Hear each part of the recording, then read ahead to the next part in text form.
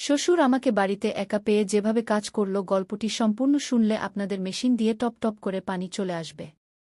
আপনারা হাতের কাজ করতে বাধ্য হবেন এবং হাতের কাজ করার আগে হাতের কাছে টিস্যু রাখবেন এবং কানে হেডফোন লাগিয়ে নিবেন।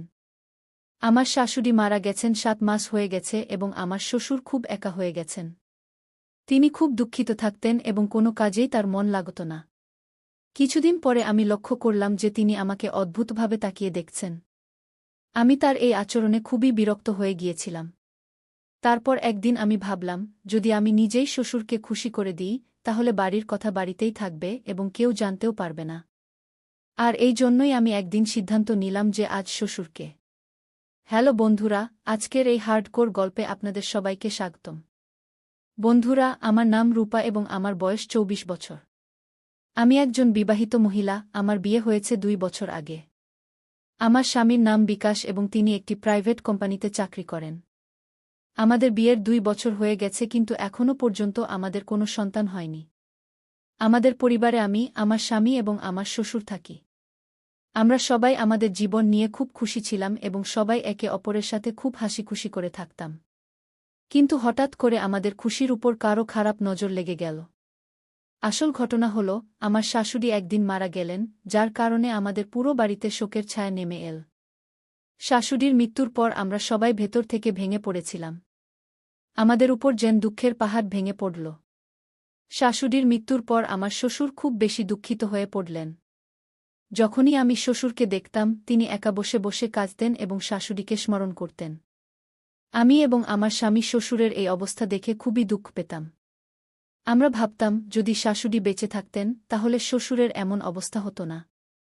আমি এবং বিকাশ তাকে অনেক বুঝিয়েছিলাম যে, আপনি এমন করবেন না, আপনি বাড়ির বড় মানুষ, আপনি যদি ভেঙে পড়েন তাহলে আমাদের কি হবে? আমাদের বুঝানোর কিছু সময় পর তিনি ঠিক থাকতেন, কিন্তু একা হলে আবার আগের মতোই হয়ে যেতেন। এইভাবে ৭ মাস কেটে গেল, কিন্তু শ্বশুরের পক্ষে তার স্ত্রীকে ভুলে যাওয়া খুবই কঠিন মনে হচ্ছিল। তারপর কিছু সময়ের জন্য আমরা শ্বশুরকে আমাদের পাটনায় থাকা ননদের কাছে পাঠিয়ে দিলাম। ডাক্তাররা সবসময় বলেন, যদি আমরা ঘটনাস্থল থেকে দূরে চলে যাই, তাহলে ঘটে যাওয়া ঘটনা কিছু সময়ের জন্য ভুলে যেতে পারি। আমার শ্বশুর প্রায় ৩ মাস পাটনা ছিলেন, কিন্তু যখন তিনি ফিরে এলেন, তখনও আমরা তার মধ্যে কোনো পরিবর্তন দেখতে পেলাম না। তার মধ্যে তেমন কোনো পরিবর্তন আসেনি, তবে আমি তার আচরণে একটি অদ্ভুত জিনিস লক্ষ্য করলাম। আমি দেখলাম যে তিনি প্রায়ই আমার দিকে তাকিয়ে থাকেন বা কখনো কখনো আমাকে স্পর্শ করারও চেষ্টা করেন। তার এই আচরণ আমার কাছে খুবই অদ্ভুত লাগছিল, কারণ এর আগে তিনি কখনো আমার সাথে এমন আচরণ করেননি। আমার ইচ্ছা হচ্ছিল যে আমি আমার স্বামীকে ফোন করে সব কথা বলে দিই, কিন্তু তারপর আমি ভাবলাম, যদি আমার স্বামী আমার কথা বিশ্বাসই না করেন, তাহলে আমি কি করব? আমি ভাবলাম, এটি হয়তো আমার ভুল ধারণা হতে পারে। কিন্তু একদিন তো সীমা ছাড়িয়ে গেল। একদিন আমার শ্বশুর এমন কিছু করলেন যে আমার পায়ের নিচ থেকে মাটি সরে গেল। আমি বিশ্বাসই করতে পারছিলাম না যে তিনি এমন কিছু করতে পারেন। আমি যখন বাথরুমে যাচ্ছিলাম, তখন সেখানে আগে থেকেই আমার শ্বশুর ছিলেন। আমি কিছুক্ষণের জন্য সেখানে দাঁড়িয়ে রইলাম, ভাবলাম তিনি কিছুক্ষণের মধ্যেই বেরিয়ে আসবেন। কিন্তু ভেতর থেকে অদ্ভুত অদ্ভুত শব্দ আসছিল, তিনি সম্ভবত নিজেকে শান্ত করছিলেন। আমি ভাবছিলাম, শ্বশুর এতক্ষণ ধরে বাথরুমের ভেতরে কি করছেন? আমি তাকে ডাকারও চেষ্টা করলাম, কিন্তু তিনি শুনলেন না। তারপর যখন আমি ভাবলাম যে তিনি যে কোনো সময় বেরিয়ে আসতে পারেন, তখন আমি আমার রুমে চলে গেলাম। প্রথমে আমার মনে হলো যে এই পুরো ঘটনা আমার স্বামীকে বলে দিই, কিন্তু আবার আমার মনে হলো যে যদি তিনি আমার কথা বিশ্বাসই না করেন, তাহলে আমি কি করব? এই ভেবে আমি সারারাত জেগে রইলাম এবং আমার ঘুমই হল না।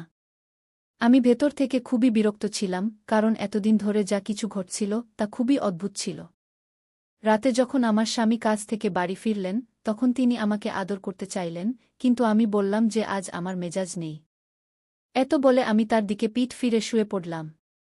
আমার পুরো রাত জেগে কেটে গেল। পরের দিন আমার স্বামীকে শহরের বাইরে কোনো কাজে যেতে হয়েছিল। তিনি ১ সপ্তাহের জন্য একটি মিটিংয়ে যাচ্ছিলেন। আমি তার ব্যাগ গুছিয়ে দিলাম এবং তার টিফিনও তৈরি করে দিলাম। কিছুক্ষণ পর আমার স্বামী তার কাজে চলে গেলেন। এখন বাড়িতে শুধু আমি এবং শ্বশুর ছিলেন। আমি ভয়ে কাঁপছিলাম। আমার প্রতিটি মুহূর্ত যেন শতাব্দীর মতো কাটছিল। সারাদিন ঘরের কাজ করেছি এবং সব কাজ শেষ করে আমার রুমে চলে এসেছি।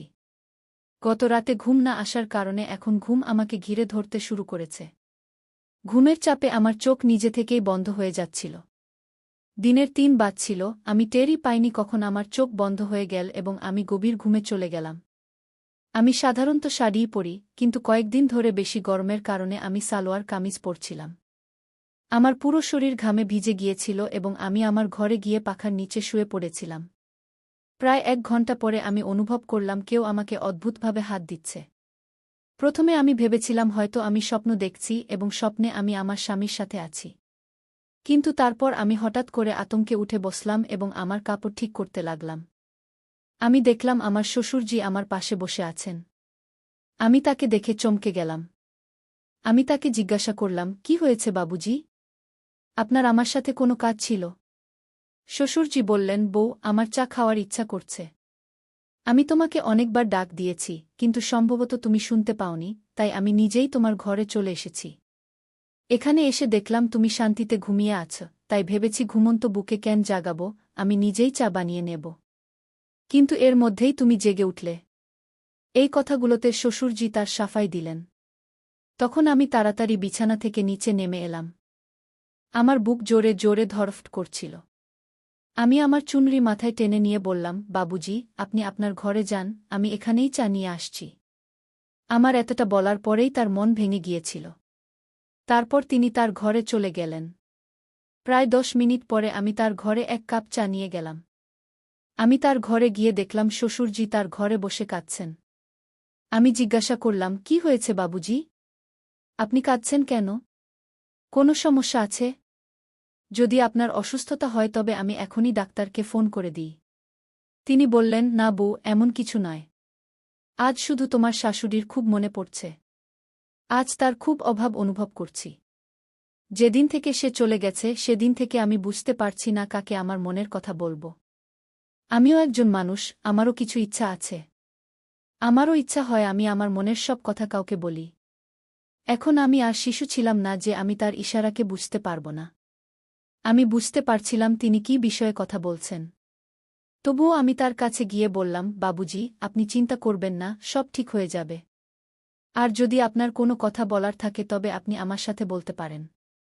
আমি তো আছি আপনার সাথে। আমি এতটা বলার পরেই তিনি আমাকে জড়িয়ে ধরে কাঁদতে লাগলেন। আমার খুব অদ্ভুত লাগছিল এবং আমার মনে নানা রকম চিন্তা আসছিল। তবুও আমি তার উপর খুব দয়া অনুভব করছিলাম। আর শ্বশুরজির বয়সও এত বেশি হয়ে গিয়েছিল যে আমরা তার দ্বিতীয় বিয়ে দিতে পারতাম না। যদি আমরা তার দ্বিতীয় বিয়ে দিতাম তাহলে আমরা কারও মুখ দেখানোর মতো থাকতাম না। সমাজ আমাদের ত্যাগ করে দিত। এর চেয়ে বরং বাড়িতেই এই সমস্যার কোনো সমাধান খুঁজে বের করা ভালো। একবার আমার মনে হল, যদি আমি নিজেই শ্বশুরজিকে খুশি করে দিই তাহলে কেউ জানতেও পারবে না এবং ঘরের কথা ঘরেই থাকবে। আমি মনকে শক্ত করে নির্বে তার প্রস্তাব মেনে নিয়েছিলাম। তারপর আমি তাকে গোসল করতে বললাম এবং তার কাপড় ইত্যাদি বের করে তাকে দিলাম। কিছুক্ষণ পরে তিনি গোসল করে ফিরে এলেন। তিনি বনিয়ান পরেছিলেন এবং নিচে তোয়ালে ধুতির মতো জড়িয়েছিলেন। তিনি আমাকে দেখে একটু হাসলেন এবং আমিও তার এই আচরণে একটু হেসে ফেললাম। তারপর পরের দিন সকালে যখন আমি চা দিতে তার ঘরে গেলাম তখন দেখলাম তিনি সম্ভবত তোয়ালে জড়িয়েই ঘুমিয়ে পড়েছেন। আমি হালকা করে দরজাটা ধাক্কা দিলাম, দেখলাম দরজা আগে থেকেই খোলা ছিল এবং শ্বশুরজি বনিয়ান পরেই ঘুমাচ্ছেন। তার এই আচরণে আমার খুব রাগ হল, কিন্তু আমি তাকে কিছু বললাম না এবং চা দিয়ে রান্নাঘরে চলে এলাম। প্রায় ১ ঘণ্টা পরে তিনি রান্নাঘরে এলেন এবং আমাকে বললেন, বউ, একটু তেল গরম করে আমার ঘরে নিয়ে এসো এবং আমার মাথা ও শরীরের মালিশ করে দাও। এবার আমি তার খারাপ নিয়ত আগেই বুঝে ফেলেছিলাম, কিন্তু আমার কাছে কোনো প্রমাণ ছিল না। কিছুক্ষণ পরে আমি এক বাটিতে তেল গরম করে তার ঘরে নিয়ে গেলাম এবং তাকে বললাম, বাবুজি, এই তেল নিন, আপনি নিজেই লাগিয়ে নিন। আজ আমার অনেক কাজ করতে হবে এবং অনেক কাপড় ধুতে হবে। তিনি বললেন, বউ, মাথায় তো আমি নিজেই লাগিয়ে নেব, কিন্তু পিঠে আমার হাত পৌঁছাবে না, তাই পিঠের মালিশ তুমিই করে দাও। এত বলেই তিনি তার বিছানায় পেটের উপর ভর দিয়ে শুয়ে পড়লেন। আমার আজ সকাল থেকেই তার উপর খুব রাগ হচ্ছিল, কিন্তু তবুও আমি তার পিঠের মালিশ করতে লাগলাম। প্রায় ১০ মিনিট পরে তিনি পাশ বদল করে বললেন, বউ, তোমার হাত তো তেলেই খারাপ হয়ে গেছে, একটু পেটেরও মালিশ করে দাও। আমি না চাইলেও তার সব কথা মানতে লাগলাম এবং আমার দুটি হাত দিয়ে তার মা গু আমি ভাবছিলাম, যদি আজ শাশুড়িমা বেঁচে থাকতেন তাহলে আমাকে এই সব করতে হতো না। এই 7 দিনে বিকাশ ছাড়া আমার অবস্থা এত খারাপ হয়ে গেছে, তাহলে শ্বশুর শাশুড়িমা ছাড়া কিভাবে থাকতেন? আমি এই ভাবনায় এতটাই ডুবে গিয়েছিলাম যে সব কিছু ফেলে রেখে ভিতরে চলে এসেছিলাম। কিছুক্ষণ পরে শ্বশুরজি আমার ঘরে এসে বললেন, কি হয়েছে বউ? তুমি সব কিছু ফেলে এখানে কেন চলে এসেছ?